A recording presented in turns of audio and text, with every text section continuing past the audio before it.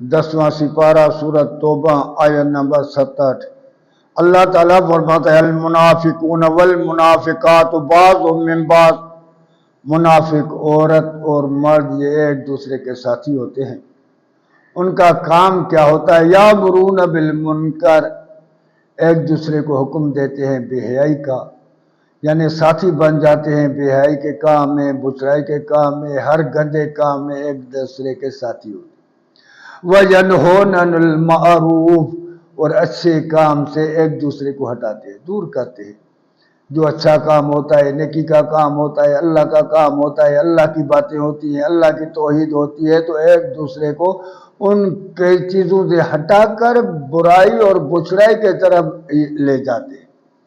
وَيَقْبِضُونَ أَيْدِيَهُمْ، اور اپنے ہاتھوں کو اللہ کے راہ میں تنگ کرتے ہیں، روکتے ہیں اللہ کے راہ میں، اللہ کے دین کو بلند کرنے کے لیے، اللہ کے باتوں کو بلند کرنے کے لیے کچھ بھی خرچہ نہیں کرتے ہیں، اور بے حیائی کے کاموں میں بہت دولت اڑاتے ہیں، بہت پیسے خرچ کرتے ہیں۔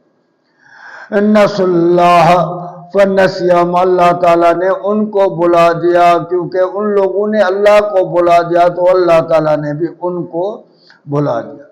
ان المنافقین هم الفاسقون، یہ جو منافق بندے ہیں نا اصل یہی فاسق ہوتے ہیں، کیونکہ ان کے ظاہر میں تو منافق کہتے ہیں ہم نے کلمہ پڑھا ہم مسلمان ہو گئے، مسلمان کا کام کیا ہے؟ اللہ کے غلامی میں آنا۔